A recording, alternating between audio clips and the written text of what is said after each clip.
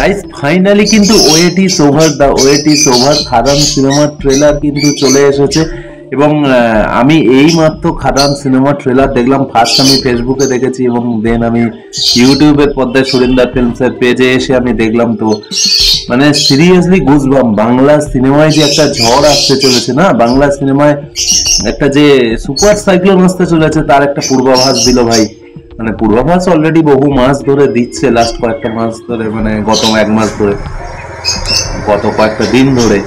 But seriously ট্রেলারটা না ভাই দেখ, মানে যারা এখনই ফার্স্ট অফ অল বলবো একটু দেখে এসো, মানে না হলে খুব দেরি হয়ে যাবে আর কি। প্রথমেই একটা যেটা দেখানো হলো সেটা একটা গল্প বলার কথা বললো একটা বাচ্চা এবং তার মা দুই রাজার গল্প বলতে শুরু করলো, লাল রাজা নীল রাজা। তো এইখানে লাল রাজা নীল রাজা হলো দেবদার যে বাবার রোলের ক্যারেক্টার শ্যাম মাহাতো এবং যিশু সেনগুপ্তের কথা বলা হয়েছে। এবং যে একটা রাজকীয় এন্ট্রি শ্যাম মাহাতোর, মানে শ্যাম মাহাতোর রাগকে কখনো থামানো যায় না এরকম একটা ডায়লগ ছিল। এবং শ্যাম মাহাতোর যে অ্যাকশনটা দেখানো হলো, মানে দেবের পুরানো বয়সে, বিশ্বাস করুন মানে অনবদ্য অভিনয় করেছে দেব। এবং দেবদা তো ফাটিয়ে অভিনয় করেছে এবং ওই যে বয়সের ছাপটা না, বাবার রোলটাই করেছে সেইটাও কিন্তু বজায় রেখেছে। মানে কোনোখানে গিয়ে ইয়ং একেবারে দেবকে একটু আলাদা লেগেছে। এবং তার থেকে শ্যাম মাহাতো পুরোপুরি লুক সেট বলুন বা তার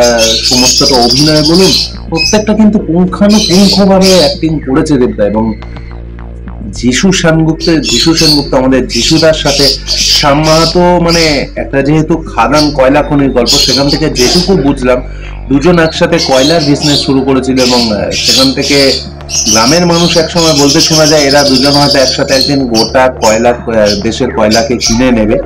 তো এইভাবেই এগোতে থাকে ট্রেলারটা।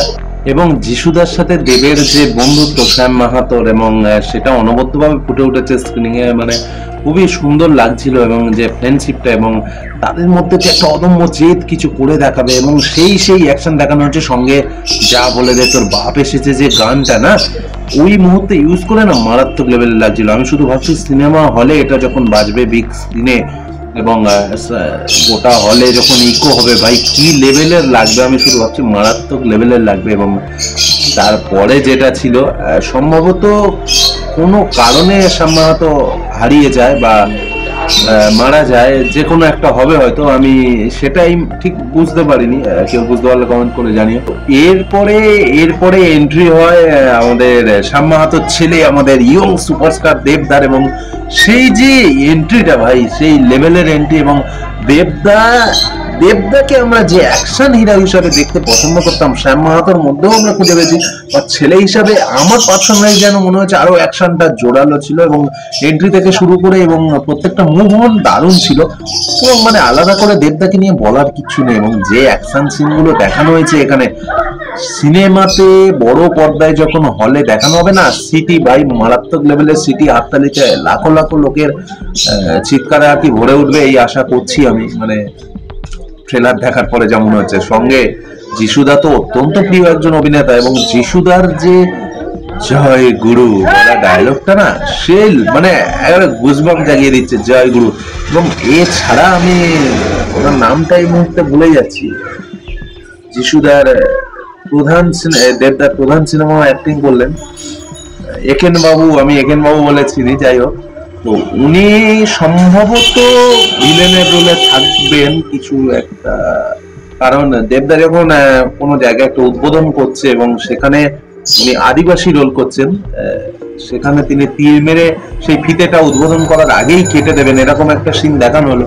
দেবদার সাথে কোথাও গিয়ে হয়তো শত্রুতা আছে বা দেবদা যেহেতু কয়লা খনিগুলি কিনছে সেই নিয়ে কোনো সংঘাত হবে, বাকি গল্প পরে। এবং প্রত্যেকটা ক্যারেক্টার যারা অ্যাক্টিং করছে না, দারুণ দারুণ দারুণ প্রত্যেকটা ক্যারেক্টার যার যেটাতে মানানসই সেটাতে এসছে। এবং জন্দা ছিল এবং প্রত্যেকে বরকা সেনগুপ্ত থেকে শুরু করে ইভিকা পালকে তো দারুণ লেগেছে এই সিনেমাতে দেবের সাথে।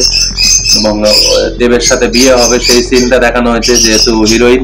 এবং সব শেষে ভাই একটাই কথা বলবো, ফাটিয়ে ট্রেলারটা হয়েছে, ফাটিয়ে দিয়েছে, জাস্ট ফাটিয়ে দিয়েছে। এবং আশা করি সিনেমাটা টোটাল বক্স অফিসের ডিজাস্টার, মানে কি বলছি, ধ্বংস করে দেবে, ধ্বংস। মানে কি বলবো ভাই, গোটা বাংলা সিনেমার ইতিহাসে বড় সড়ো ইতিহাস হতে চলেছে, এটুকু আমি কনফার্ম। একজন অডিয়েন্স হিসাবে এবং একজন দেব ফ্যান হিসাবে তোমাদের কারোর কি মনে হচ্ছে সেটা আমাকে অবশ্যই কমেন্টে জানো। খাদান সিনেমা কি বড় ঝড় তুলছে 22 ডিসেম্বর, এবং শেষে ছিল কিন্তু সেই পুরানো দেবের ও মধু গান। ইদিকা পাল বোধহয় দেবের ভক্ত, তাই ও মধু দেবের সেই পুরানো সিনেমার গান আমরা নস্টালজিয়া ফিরে পাচ্ছি ট্রেলারের শেষে, এবং সেখানে কিন্তু ইদিকা পাল ফাটিয়ে পারফরমেন্স দিয়েছে। একেবারে যেন কোনো একটা ফ্যান গার্ল মনে হচ্ছে ওই গানটাতে এনজয় করছে, সেরকমটাই মনে হচ্ছে হিরোইনের থেকে বেশি। তো খুবই ভালো লাগলো এই বন্ডিংটা দেখে, এবং প্রত্যেকে যেন আন্তরিক ভাবে অভিনয় করেছে, সেটা আমার খুবই মনে হলো যে একজন অভিনেতা অভিনেত্রীর থেকে পাশে।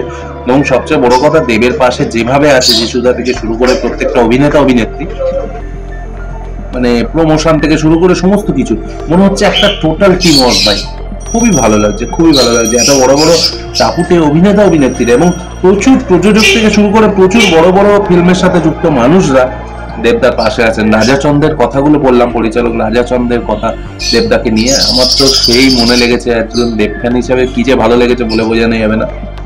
তো আশা করি খাদান ঝড় তুলছে, কারা কারা নিশ্চিত যে ঝড় তুলছে এটুকুই তোমরা কারা কারা নিশ্চিত আমাকে কমেন্টে জানাও। আমি ট্রেলারে রিভিউ দিলাম, আমার 10-এর মধ্যে আমি 8 থেকে 9 তো দিয়েই দেবো। 10-এ 10 দিলে ভালো হতো, 10-এ 10 দেওয়াও যায়, তো সেটা সিনেমা দেখার পর বলবো। দেবদার দারুণ হয়েছে খাদান সিনেমার ট্রেলার, এবং এইভাবে বাংলা সিনেমা আরো কাজ আসুক, বাংলা সিনেমা ইতিহাস গড়ুক। কারা কারা এটুকু 200% কনফার্ম যে খাদান সিনেমা ঝড় তুলতে চলেছে গোটা বাংলা জুড়ে? প্লিজ কমেন্ট করো। যারা ট্রেলার দেখোনি এখনই ট্রেলারটা দেখে সবাই টাটা।